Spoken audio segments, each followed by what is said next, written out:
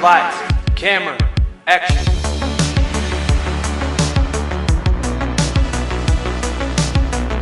Hey guys, Hey everyone, welcome back to the podcast. I'm Jon, I'm Emily. and this is Married to Movies. We hope that you guys have had a great week. Last week, we spent time talking about No Time to Die, a wonderful movie. It is the final James Bond movie featuring Daniel Craig as 007, and we had a lot of fun talking about it. If you guys enjoy any of the 007 movies, it's definitely worth a listen. And this week, we are talking about Captain America Civil War, which is actually the very first trilogy that we have covered on the podcast. In season 1, we talked about the very first Captain America the First Avenger. In season 2, we talked about Captain America the Winter Soldier. And here we are talking about Captain America Civil War. So, if you like the first 2 movies in this series or trilogy, go back and listen to those episodes. And if you just like Civil War or you like all of them, stick around and listen to this episode because I think it's going to be a good one and I hope you guys enjoy. So, without further ado, Emily, would you like to take us away? I would. So, this movie was released actually just a few months before we started dating. It was May 6th of 2016. So, this movie is almost 10 years old, which is hard to believe. Yeah, that's insane. It was directed by the Russo brothers. And as far as cast goes, there are so many characters. So, I just included most of the main ones. So this movie is starring Chris Evans, Robert Downey Jr., Anthony Mackie, Sebastian Stan, Jeremy Renner, Scarlett Johansson, Elizabeth Olsen, Paul Rudd, Paul Bettany, Don Cheadle, Tom Holland, Chadwick Boseman, etc., etc. This movie was distributed by Walt Disney Motion Pictures. It has a runtime of 2 hours and 28 minutes. It is rated PG-13. And its budget was $250 million with a box office total of $1.55 billion. Wow. That's a lot. Yes, it is. I mean, I knew it made over $1 billion, but I didn't realize it was $1.5 Wait, billion. sorry. I said the decimal wrong. 1.155. Very sorry. Oh, okay. I was going to say, Significantly wow, less. it's still a lot of money, but that would have been insane. Yeah. Moving into fun facts, my first one is that the day before filming a fight scene with Robert Downey Jr., Sebastian Stan sent him a video of himself doing some bicep curls in front of a decapitated head of an Iron Man suit. And he attached the message, "Looking forward to our scene together, or tomorrow, Robert." That's hilarious. I actually think he may have, at the time, posted that on Instagram because I feel like I remember seeing that. Yeah, I think he might have. I have just 2 small casting details. First is that Ernie Hudson was rumored to be in the running for the role of T'Chaka, and KJ Apa auditioned to play Peter Parker but was passed over for Tom Holland. Very interesting. Ernie Hudson, the Ghostbuster, would have been T'Chaka, or I guess maybe had an opportunity to be T'Chaka.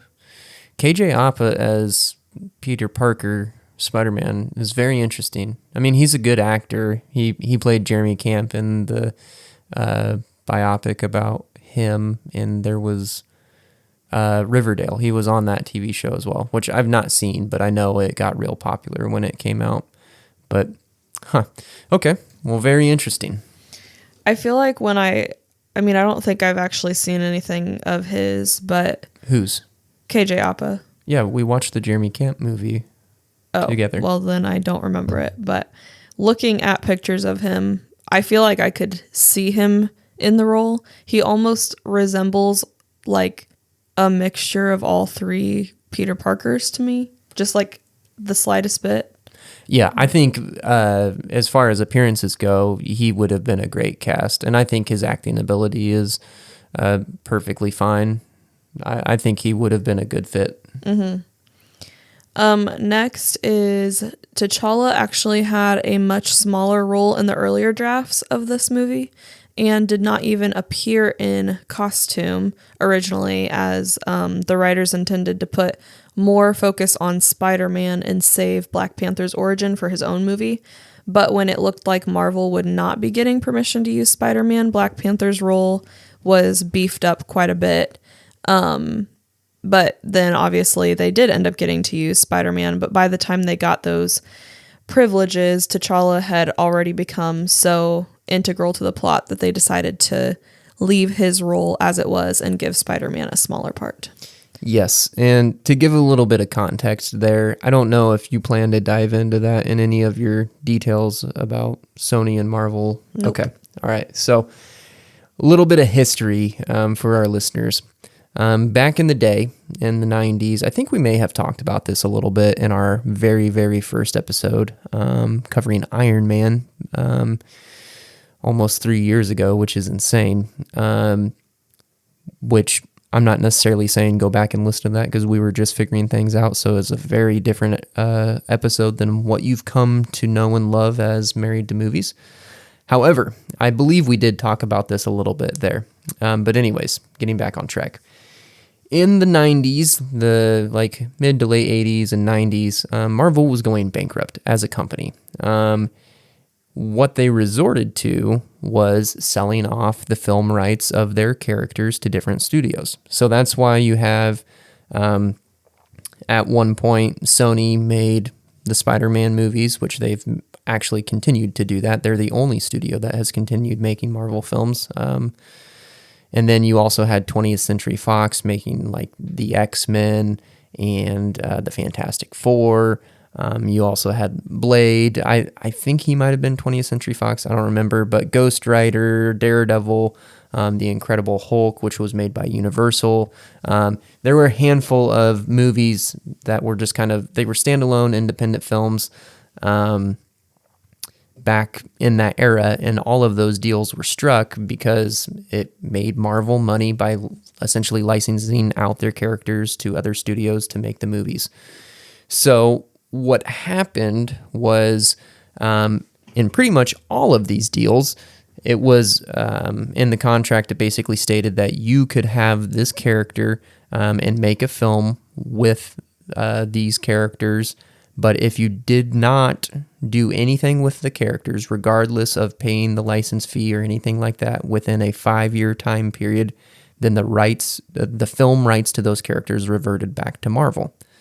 So that's why Daredevil, Ghost Rider, Blade, all those guys, they went back to Marvel. But 20th Century Fox had a lot of success with the X-Men movies. They would release those every few years, so they were able to maintain the rights to those characters pretty much all the way up to 2016, 17, 18, somewhere in that neighborhood.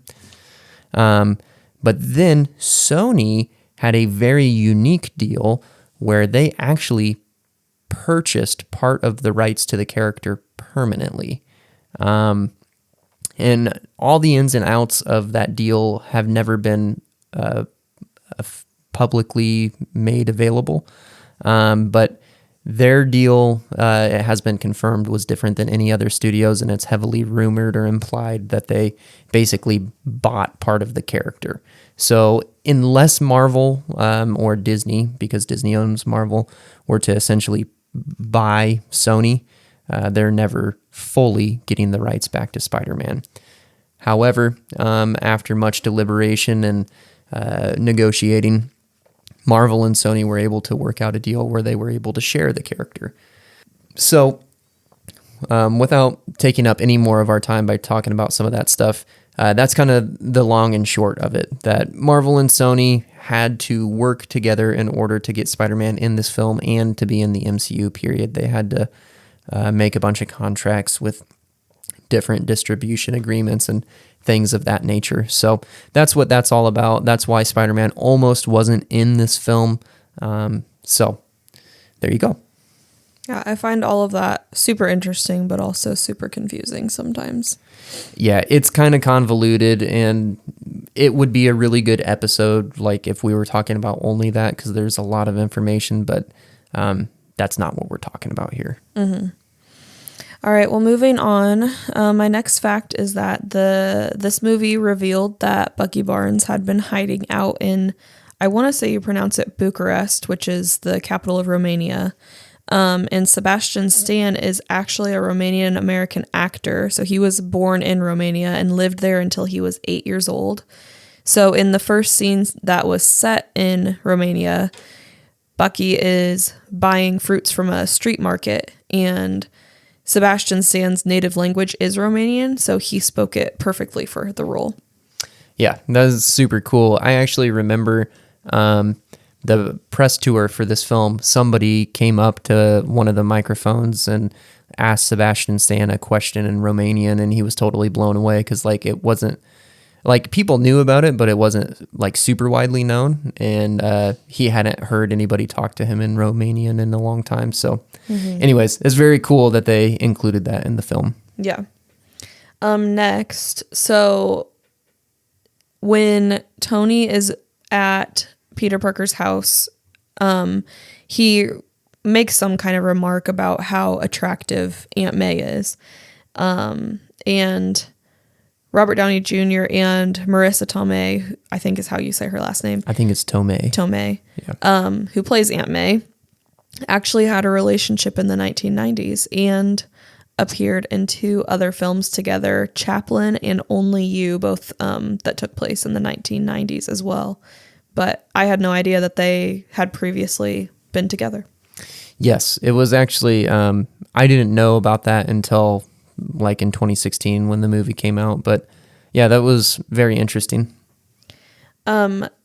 Next, certain clips from the airport scene were reshot at a different angle from Spider-Man's perspective, and they were used in the opening video diary scene in Spider-Man Homecoming.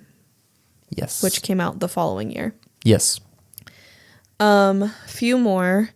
The screenwriters and directors wanted to adapt the Civil War comic book storyline, and you can probably say more about this, John. I plan to talk about it a lot, actually. Okay, then I will just skip that so you can talk about it later. Okay. Well, I'm interested to hear what you have to say about it, just because I'm not sure what direction you're taking it. But yeah, we can kind of dive into it after a bit.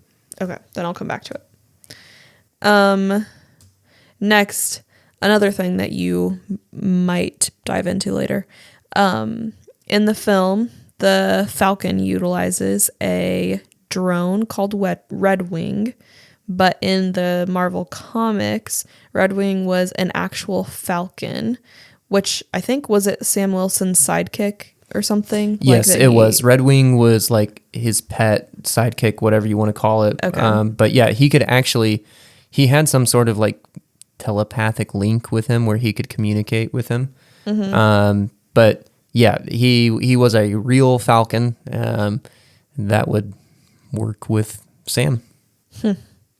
I think, what are your thoughts? Do you prefer the like device that he uses, or would you have wanted it to be an actual bird in the movie? I'm kind of indifferent, to tell you the truth. I think too often, too many people get hung up on like, oh, man, this is more realistic having a drone and stuff like that. Like, I really don't care, if I'm being honest. Like, if I'm going into a superhero movie, I want to see a good story. And you can't really get into those details of, oh, I wish it was more realistic. Because, exactly. like, Bruce Banner turns into a green monster that can destroy everything. So. Right. That's my point. Like, there's, in terms of like it needing to be believable or, things like that, that's completely out the window. I'm willing to suspend my have that suspension of disbelief, because I go into it knowing that this is a superhero movie, so I can't relate to the fact that, oh yeah, sometimes I turn into a green monster too. Like, that's not the point. You relate to the Hulk because of like the emotional story, which the MCU hasn't necessarily dove into, but maybe a little bit. But just the idea that like he can't help the fact that he's a monster. So, anyways, yeah. As far as Red Wing goes, like, I think it would have been cool and fun if they did do it and do it well, but like it's such a minor thing. Like I don't think that it would have really even played a big part in the movie to begin with. So I'm kind of indifferent. My last fact is that Marvel originally wanted to hire Robert Downey Jr. to reprise Tony Stark as a small role with just 3 weeks of work, but RDJ wanted a larger role, which would lead to a bigger payday. Now, Marvel Entertainment CEO, I'm probably going to butcher this name, Ike Perlmutter, is that how you say it? Yes, Ike Perlmutter, who is a very controversial figure. Well, he was not happy about Robert's request, and this prompted him to order the screenwriters to write Tony Stark out of the script completely. When the deal seemed like it was off the table, Marvel Studios president Kevin Feige pushed to hire RDJ and said that his casting in the film could leave the door open for sequels and new franchises and lots of different possibilities within the Marvel Universe, because this movie could drive future storylines for these movies. So, as a result, with the casting of RDJ, he received a substantial payout that included a back-end participation deal and another payout if the film's box office gross exceeded Captain America: The Winter Soldier, which it did. Yeah, it's very interesting, and I don't really want to go into the details, but unfortunately, Ike Perlmutter he's a very controversial figure when it comes to the Marvel Cinematic Universe. He is no longer a part of any sort of leadership. I was just about to ask if he still is involved. No, I don't remember what year it was that changed, but he was there for a while, and there were some issues. But anyways, we'll keep moving. Actually, sorry, there is one more fact that I had. Okay. It's just a minor one. Sure. When they were filming the scene where Steve Rogers is like holding onto the helicopter and trying to pull it back. Yes. Chris Evans had to on set be like straining against a crane. So it was like him holding onto the crane and trying to bring it back, just so that way you could still like see like his muscles bulging and like feel the, like he wasn't having to act like he was like dying of. Yes. Yeah. But yeah, no, that's fantastic. And honestly, that's like one of the coolest shots in the whole film. Mm-hmm. Like I wouldn't necessarily say it's one of the best scenes, just because like the story there, like it's not a pivotal moment, so to speak. But it is a really cool sequence, a really cool shot, just because it is truly displaying Cap's strength. I mean, you really got to think about how strong you'd have to be to not only hold like a helicopter, like kind of be in the middle of it, but to actually pull it back. Like you got to be stupid strong to do something like that. Mm-hmm. So yeah, I thought that was super cool. But that was actually my last one. Okay. I'm going to very much hit the highlights in terms of production details. I've been doing that more and more, not getting nearly as deep into them, just because this is a really good movie. I feel like I'm going to have a lot to say about it, and I want to keep things moving. So, as we all know, Captain America: Civil War is the sequel to Captain America: The Winter Soldier. And prior to the release of The Winter Soldier, the Russo brothers were already rehired to direct Civil War based on how good the test screenings were being received.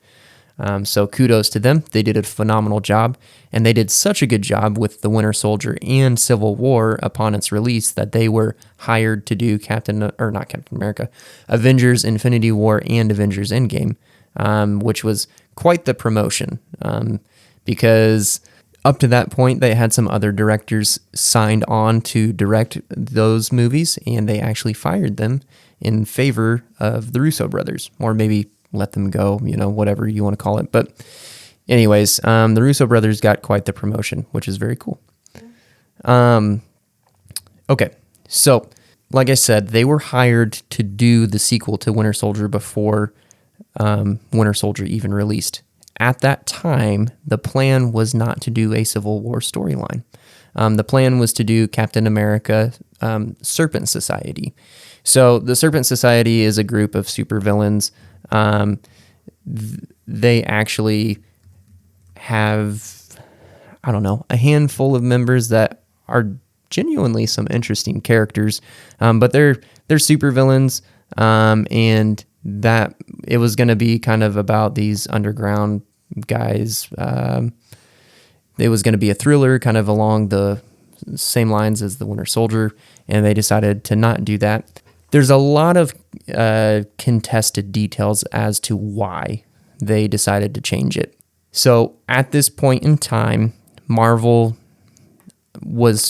they were competing with the DC movies. I wouldn't say that it was necessarily a close competition, but DC was trying to build their cinematic universe with, they had Man of Steel, which was a pretty solid movie, and the sequel to it, they decided to do Batman vs. Superman, which was releasing the same year. So originally, Captain America Serpent Society, which was actually announced at Comic-Con and everything, like they announced the title, all that good stuff, they changed to Civil War after Batman vs. Superman was released, and Marvel actually made the release date the exact same day as Batman vs. Superman. So there's a lot of evidence pointing to the idea that it was like, okay, they're going to do this. Well, we're going to do a superhero versus superhero movie and do it better. Or we're going to take away from them. They kind of maybe stole their thunder a little bit. So there's a lot of evidence suggesting that that was the case. There were also a lot of reports that Robert Downey Jr. was actually the one who kind of got the ball rolling on changing the movie from just a Captain America solo movie, and he pitched Civil War to Marvel, kind of shoehorned his way in there.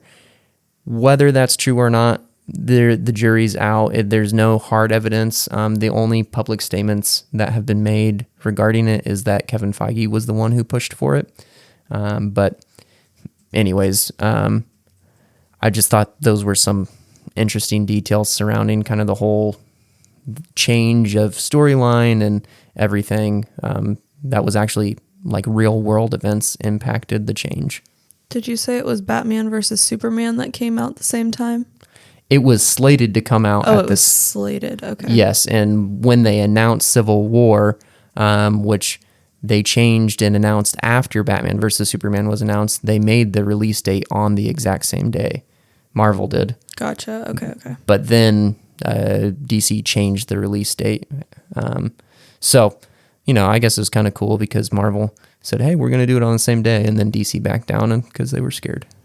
I was just curious because I was looking up the box office total of Batman versus Superman, and they only made $874 million, which is still a pretty penny, very respectable. Yeah. Unfortunately, that cinematic universe didn't pan out, and they're rebooting DC with Superman Legacy, which comes out very soon, and I'm stoked for that movie. I'm really glad that they're rebooting all of that. It should be good.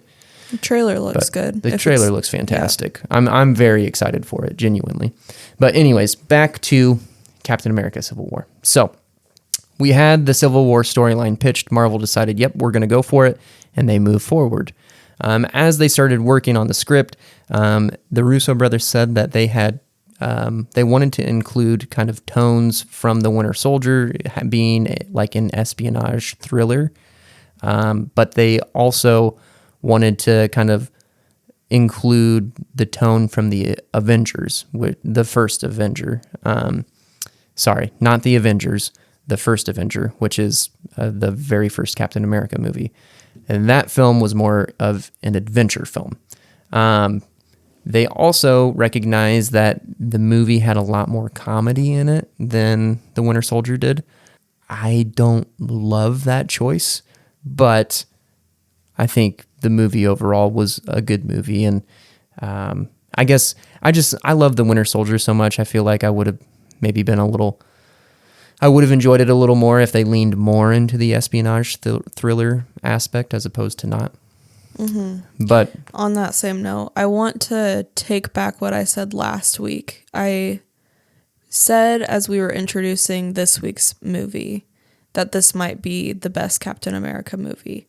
I take that back. I wasn't even thinking about the Winter Soldier. So I just wanted to retract that statement. Okay, that's fair. Yeah, I would strongly agree that The Winter Soldier is the best Captain America movie, but Civil War is good.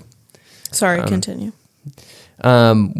Just the last thing on that thread is that the Russo brothers said that they had influences from the movie Seven, Fargo, and The Godfather. I don't really know where that's coming from. I don't truly see any influence from those movies in this.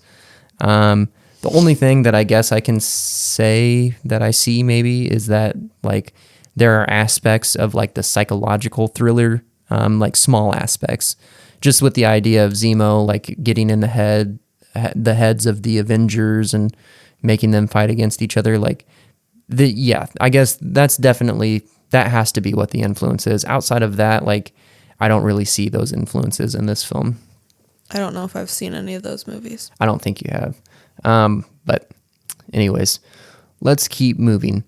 So Spider-Man's included in this film, as we talked about already.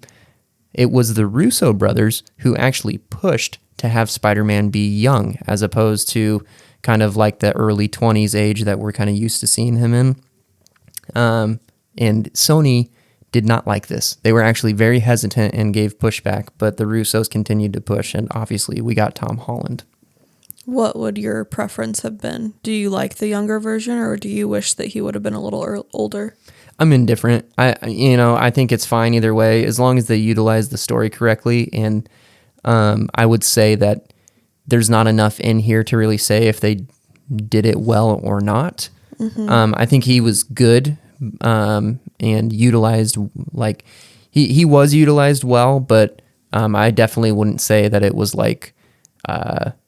Oh my gosh, them going the younger route made all the difference. I would not say that. Okay. Also, Nick Fury, who was in the first Avenger at the end of the movie, as well as the Winter Soldier, is left out of the third Captain America film. I did notice that too.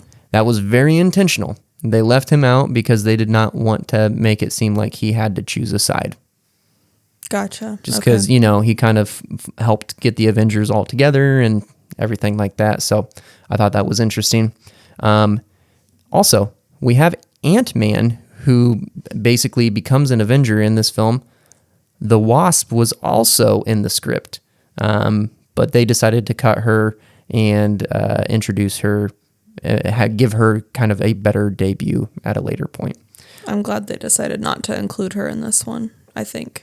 Yeah, I guess I'm okay either way. I think it would have just felt like maybe there was too much going on if they would have added too many things. Yeah. Also, the idea of having the Red Hulk in this film was thrown around, who I guess we'll avoid spoilers because Captain America Brave New World is coming out in actually a couple weeks. Which is Captain America 4. The Red Hulk is going to be featured in that film. I'm pretty sure if you watch the trailer, you're going to know who the identity of the Red Hulk is. It's really not a secret. But in case you don't know or you missed it or it went over your head or something, I'm not going to spoil it here. But they toyed with the idea of having the Red Hulk in this film, but they decided to cut it just because there would have been too many story threads. All right. Moving on. Major filming locations include Atlanta, Berlin, Puerto Rico, Norway, and I'm going to butcher this, Leipzig/Hall Airport, which was used for the big airport battle. Also, they did use IMAX cameras for part of this film, not the entire film, but they did use IMAX cameras for the airport battle. So I thought that was cool. All right, moving forward. Spider-Man and Black Panther. both have pretty cool suits. This is the first time this is the first time we've seen either of them in the Marvel Cinematic Universe. And at the airport battle, their suits are almost entirely CGI. Oh, really? Yes, which I found very interesting because Black Panther's costume was fully practical. They had a 100% practical version of it, which looked fantastic. And they also had a 100% practical version of Spider-Man's suit that they completely removed and redid in CG. So I thought that was interesting. Yeah. Okay. And sorry, I have a lot of notes here. I'm just deciding through what I want to talk about or not. And I think I'm just going to leave it there. I think that's good. Okay. Well, do you want me to come back to what I was going to say earlier? Yes. Yeah, let's talk about the idea that this movie is Captain America Civil War, which is taken directly from a massive story arc in the comics, which is called Civil War. What was it that you had in your notes that you were going to talk about? It was pretty minor. I was just going to say that the screenwriters and directors wanted to adapt the Civil War comic book storyline, but to do that, they needed RDJ to appear as Iron Man. And obviously that happened, but had it not, the directors had another option. If they hadn't been able to do Civil War, the Russos would have used the Mad Bomb storyline from the comics. Eventually, they did end up using that in the Agent Carter TV show, which I personally have not seen yet, but that was it. Just a minor thing. Yeah, I did see that as well, but yeah. Okay, well, I'm going to dig in while we're talking about it to the Civil War storyline. Go for it. So, I guess before I give my rating or anything, I will just say that I'm going to try to be as impartial and recognize that this film is not the comic. But I do have some problems with the movie, not because it's unfaithful to the comic, but I think it'll all make sense once I talk about everything. So, Civil War was a major event in the Marvel Comics back in, I think it came out in 2007. I could be completely wrong about that, but I believe that's when this story arc happened. Is 06. It was 2006. So it happened in 06 and 07. I actually just saw it in my notes here. So, all right, Civil War #1, which gets all the events kicked off for the actual Civil War itself. We're introduced to a team of superheroes called the New Warriors. They're basically some B-level superheroes that nobody's really familiar with. They maybe even C-level superheroes, like just people that aren't, they're not Iron Man. So when we're introduced to the New Warriors, they're being followed around by a camera crew. And we're basically told that there's this reality TV show following around these superheroes that capture villains. What happens is they run into a villain whose name is Nitro. Again, another like B-level villain, maybe C-level, somebody that's not a big deal. They've ran into this guy a bunch of times. They've dealt with him. They're familiar with him. What the New Warriors don't know is that he enhanced his abilities and he delivers an insane blast that not only kills the majority of the superheroes in the New Warriors, it also wiped out almost an entire town. Oh, wow.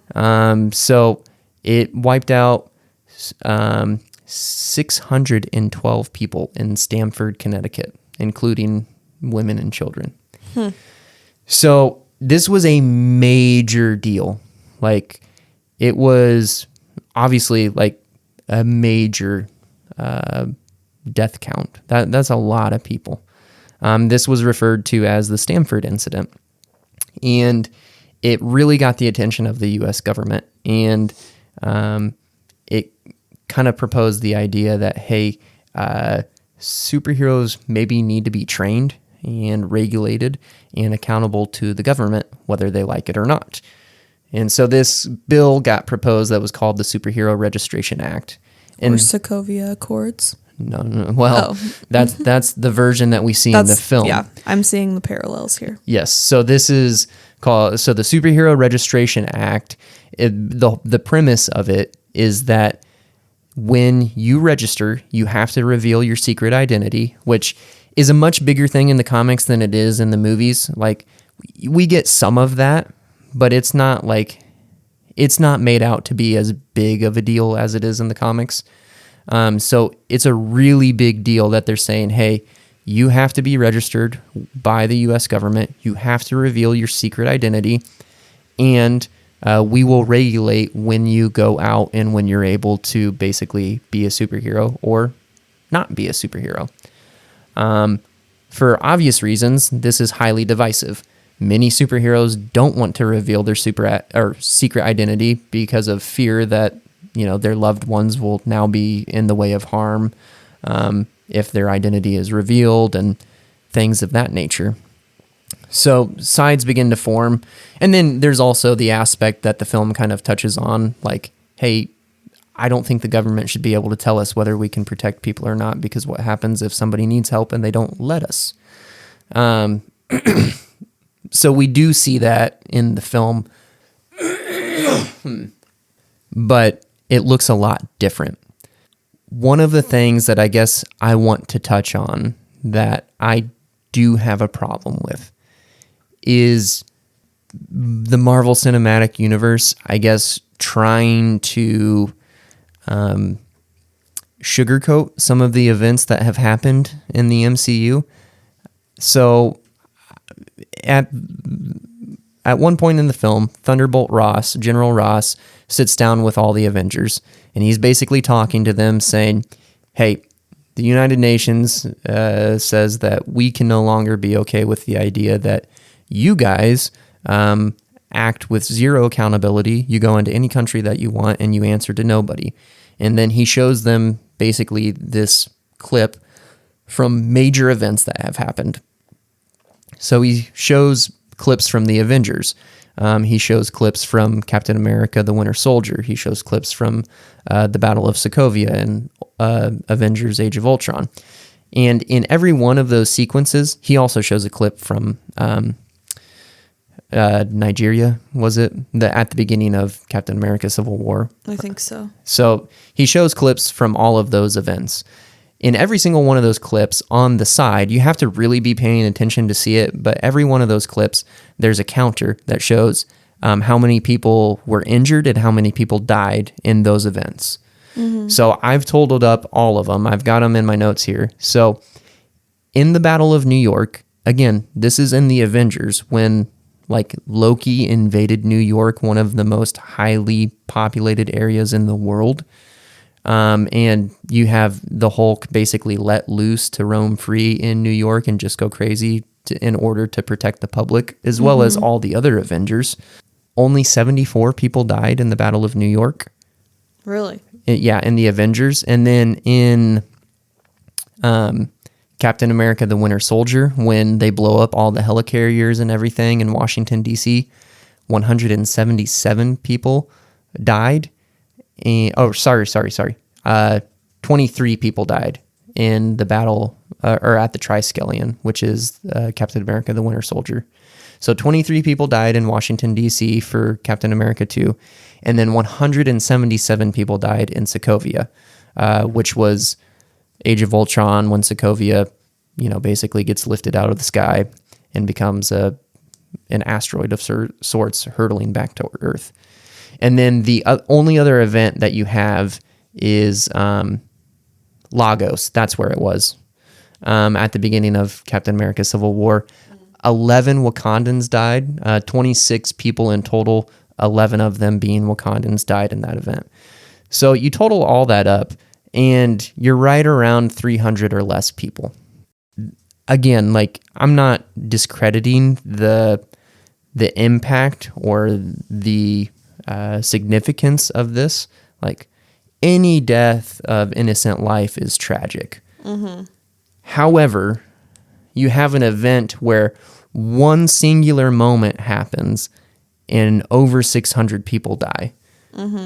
Versus you have 4 events and 300 or less people die. Yeah. Like, I guess it just kind of feels like they're trying to really make it less, like make the consequences less. And I don't know that that's necessarily a good thing as far as storytelling goes. Because if I'm being totally and completely honest, I feel like the Sokovia Accords really does not hit home.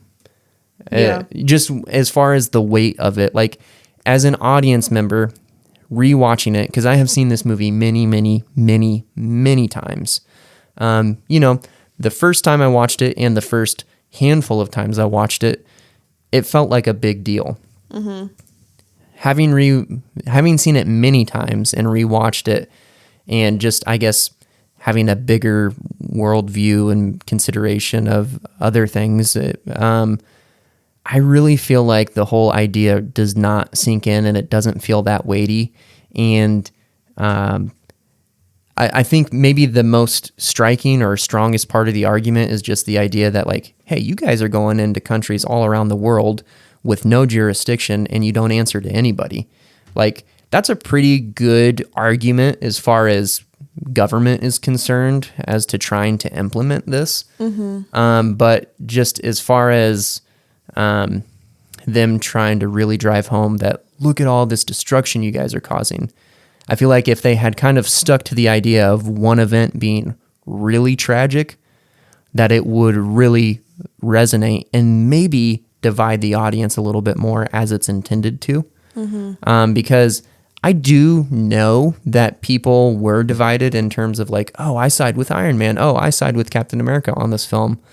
But I feel like generally, and maybe it's a regional thing, it very well could be, but I feel like generally everybody I've ever talked to has pretty much sided with Captain America. I have met and talked to people who did side with Iron Man in this movie, but they're very few and far between as compared to Captain America. Yeah. And so I guess maybe that's what I'm getting at, is I feel like had they made the event like significantly more tragic, more gut-wrenching, more hurtful, that it would be more of a consideration, I guess, or more like it would feel weightier. Yeah. And like I said, I'm not trying to negate anything. Like, the loss of innocent life is tragic, but just speaking from a storytelling perspective. Yeah. In their defense, I do think that it helps significantly having Tony's interaction with the woman and by the elevator. I think fair. that's to kind of defend them a little bit. I do feel like that helped a lot. I feel like without that, and then without Tony explaining that to the rest of the team, I think that would have majorly taken away from that side of it, if that makes sense. Yeah. Like, obviously I agree with everything that you're saying completely, but I do think that helped a lot. Yeah, I would agree. I think that's good. And I guess the only other criticism that I would have that's very much along those lines is that specifically what kicks off all these events and all this discussion is that what happens in Lagos. 26 people die, 11 Wakandans, and, T'Chaka makes the public statement about it being unacceptable and there needs to be accountability and so on and so forth. That's kind of what gets the ball rolling on all of this. I really feel like that moment is sad, but I really feel like the filmmakers could have done a much better job of making that feel more impactful for the audience. I guess I would critique them in that way, just saying I really feel like had they maybe made the audience spend some time with the individuals before they die, it would really hit home more, just as like, oh my gosh, like it would resonate a lot more because it's so quick when it happens. And as far as that goes, I just like I said, I don't think it's bad, but I think it could have been done better. So I've talked quite a bit and we haven't even gotten to our ratings yet. So how would you rate this film on a scale of 1 to 100? I wish I could remember what I gave Winter Soldier. I'm assuming I gave it something in the low to mid 90s. So I'm pretty sure I gave it pretty high. I think I might have been like 96 or 97 for the Winter Soldier. Yeah, I think I'm going to give this one a solid 91. Okay. All right. That's very strong. It's a great score still. I do really enjoy this movie. Despite all of the things that you said, like I do really enjoy it. I think I just really like the movies that have most of the Avengers in them. I don't really know why. I don't know that I would say I prefer them to the movies that follow one superhero storyline, but it is just like a fun change of pace, I guess, when there's so many of them in it. Yeah, absolutely. I would agree. I really like this movie, and I definitely have some problems. I actually have another problem that I haven't even gotten into yet, but it's a good movie. It's enjoyable. I would give it a 90. I would even be okay giving it an 88, but I'm going to stick with a 90. It is a good movie, and that's what I'm giving it. Okay. All right, so what are some of your favorite scenes, or why is this movie so enjoyable? I love the whole airport sequence, which I'm sure most people do that enjoy this movie. And I really like when Tony goes to visit Peter Parker and Aunt May. I like that whole sequence too. Yeah. I love Spider-Man. I really do think he's my favorite superhero. And so I love, and I mean, this might be controversial, but I love all three Spider-Mans, Spider-Men. I don't know. Yes. I love Tobey Maguire and Andrew Garfield and Tom Holland. I know a lot of people are kind of not super fond of the more recent two, but I love them, and so I really enjoyed that whole sequence. But who is the best Spider-Man? This is probably also controversial, but Andrew Garfield by far, I think. It's hands down Andrew Garfield. Yeah. Okay. That would be another episode in and of itself. But yes, I love Andrew Garfield. I think he's the best Spider-Man. Mm-hmm. Tobey Maguire is right up there with him. He's great. And Tom Holland's good too. Mm-hmm. Yeah. What was the other one I was about to say? I love Bucky. It's not a scene, but I really do enjoy his character too. And I like how just like the dilemma that his character has in this movie, because like we're finally seeing like the real Bucky again, but he's still got that Winter Soldier in him. Yeah. And I just really like that complex that he has, and just the fact that, you know, he and Steve are together again and like, you know, fighting together and on the same side and all of that. And there was something else that I was going to say. Oh, I love also Paul Rudd as Ant-Man. He's hilarious, and I love all of his scenes and the whole sequence at the airport too. I love when he gets really big, and oh man, I can't remember what made me laugh so hard. I don't know. There's just lots of sequences with him that I really enjoy. Yeah, I think that he's maybe the exception to some of my struggles with the amount of comedy that's present. Mm-hmm. Because I would much prefer it to be more intense, more serious. You know, even along the lines of like The Winter Soldier, it just felt like more of a thriller. And I appreciate that. I don't want it to feel like, hey, every 5 minutes we need to have a laugh or we need to have some goofy dialogue or something. I don't love that. But Paul Rudd as Ant-Man is the exception, because it never feels forced. It feels natural, and he's genuinely funny, and I attribute all of that to his acting. Yeah, for sure.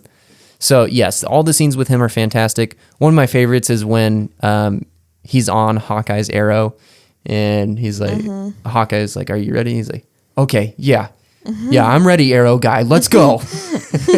He fires him, and he lands inside of Tony's armor, and hey, it's your conscience. We haven't talked in a while, Yeah. and he starts picking apart Iron Man's suit and everything. Like, yes, that is fantastic. I love him. He turns into Giant Man, and he's like, oh, I think that's what I laughed at was just when he was. Yeah. Like, it's so goofy. And then, like, he shrinks back down to normal size. Like, does anybody have any orange slices? Like, it's just so random, but, like, it feels sincere and authentic. It does not feel forced, which is what I appreciate about it. Also, yes, Bucky's fantastic. One of my favorite characters in the MCU as a whole, just because he's complex. He's enjoyable. He does have tragedy, and I really appreciate him. I love that we get to see somewhat of a redemption arc for him, just in terms of like, hey, he's moving forward past the brainwashing stage of his life, trying to get back to normalcy. I do love, I think maybe one of the best sequences in the entire film is when Steve shows up at Bucky's apartment in costume as Captain America, because he wanted to arrest him and bring him in, just to get in front of the curve. And then the SWAT team shows up, and they start trying to take him in, and failing miserably because Steve and Bucky, they go off on him and try to keep everybody out, and so they do a fantastic job. And that whole fight sequence is probably my favorite, and I think the best one in the entire film.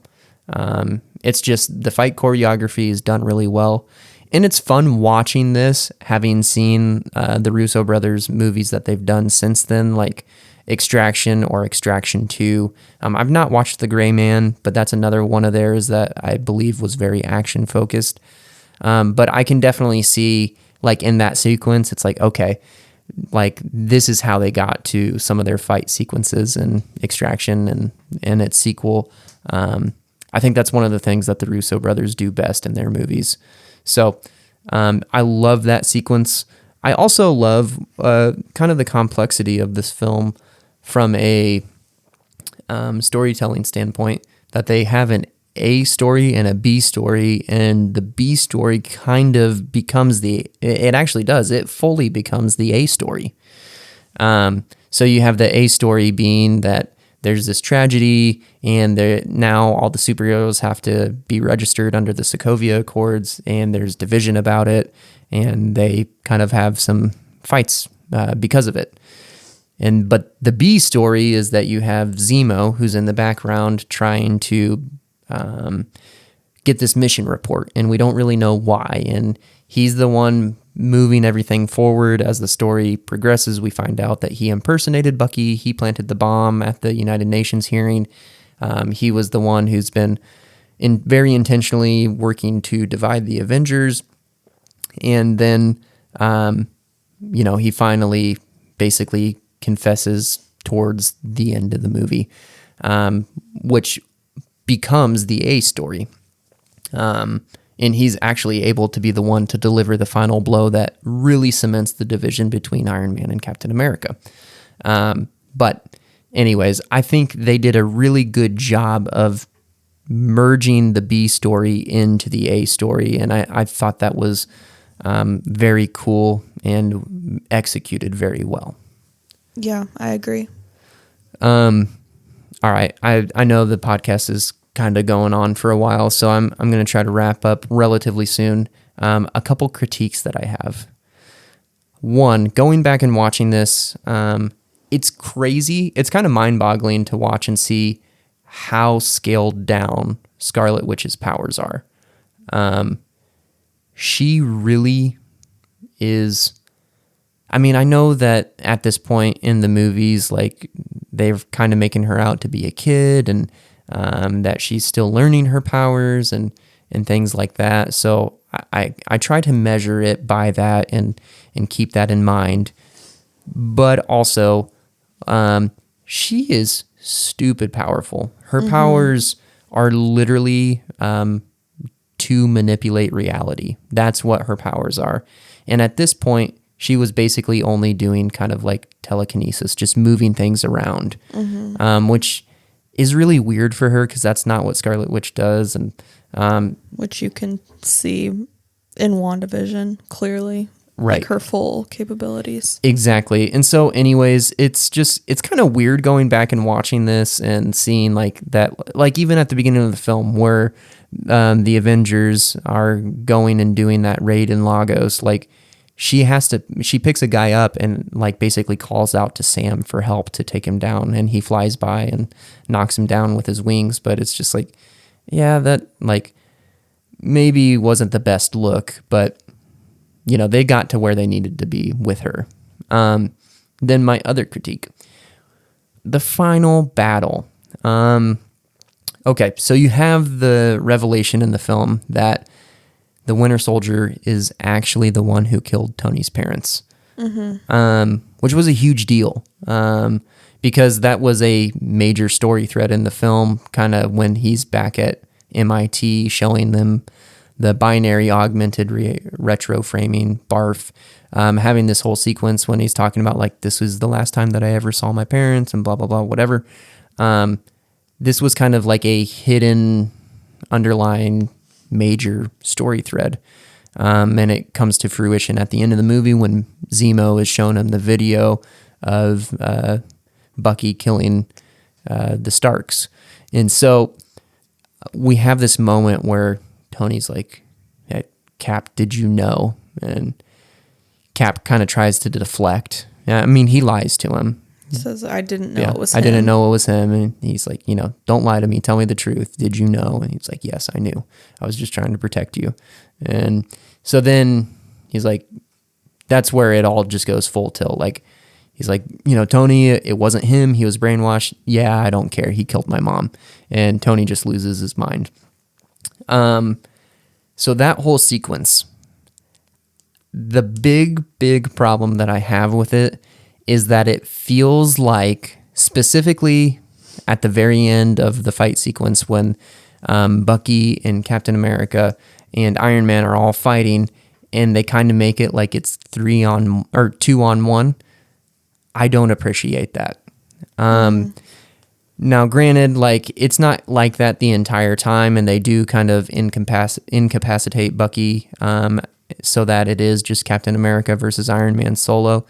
But I don't appreciate the idea that maybe, you know, if it was an ego thing for RDJ, like I don't want to speculate on that, but it feels strange and forced in a scenario where it should solely be Captain America versus Iron Man. And I understand from the storytelling that like, oh, well, Bucky was trying to escape and everything else. But I don't appreciate that for part of it, they make it seem like in order for Captain America to win, he has to have Bucky fighting Iron Man too. And that's just not the case. And even in the Civil War comic, the very end of that whole arc, Captain America and Iron Man are fighting in public. This is like in New York. And Captain America basically beats Iron Man to a pulp. Like it looks like he's going to kill him. That's how bad he's beating him. Mm-hmm. And there are some firefighters nearby trying to stop some of the fire from all the fights from the superheroes. They actually go and they tackle Captain America to stop him from killing Iron Man, which I don't think he would have actually done anyways. But like, and that was the wake up call for Cap. Like, oh my gosh, what have we done collectively? Like we've been fighting each other at the expense of the people we were trying to protect. Yeah. So anyways, that for me is like, okay, like Captain America in most scenarios beats Iron Man just because he's stronger and he's a super soldier. Right. He's a super soldier. He has battle experience. And so that's just a gripe from me. The fight sequence was not bad. The choreography was good. But I feel like, unfortunately, there for a little while, it skewed people's perspective of Captain America and kind of lessened him to a certain extent, like their view of him. And I didn't appreciate that. I think in the end of his arc, like, they got him built up to where he should have been in terms of the public's view, like, oh, this is the guy, because he was able to wield Mjolnir and Infinity War or Endgame and everything else. But anyways, that's a small gripe from me. But anyways, I do like this movie. I feel like I'm talking a lot about negatives. I didn't really realize how many things came to mind when we rewatched it. But I very much do enjoy this movie. It's done very well. And I enjoy the Russo brothers as a whole. I think they were a invaluable addition to the MCU in terms of its success. And this movie specifically was majorly successful, and I enjoy it a lot. It's a fun movie to watch, and it did introduce a lot of new characters, and they did balance kind of the whole team dynamic well in this movie. And it's a good watch. I agree. All right. Well, we've been talking a lot. I feel like I could keep talking just quite a bit. There are actually a lot of things that come to mind right now about the comics and just comparing and things like that, but I'm going to stop myself. So, is there anything else that you would like to add? I don't think so. I think I'm good. Okay. Well, guys, thank you for listening. Thank you for joining us. We hope you enjoyed this episode. We hope that maybe if you've never seen a Marvel movie, maybe this one got you to watch one of them. But thank you for joining us, and we hope you'll come back next week, because we are going to be covering our very first rom-com. At least I believe, right? We've never talked about a rom-com on here before. I don't think so. Yeah. So we're going to be talking about 50 First Dates. It is sadly not streaming anywhere, so you will have to rent it if you would like to watch it in preparation, but it's another really good one. Yes, it's a really fun one. I'm excited to talk about a rom-com. It's a genre that we've not dipped into. It's an Adam Sandler movie, which, I mean, generally, most of those are all pretty fun, but I'm excited. So if you guys like that type of stuff, or you like Adam Sandler, or you just like us, please come back next week and listen to our episode. And we hope you guys have a great week. See you next time. Bye.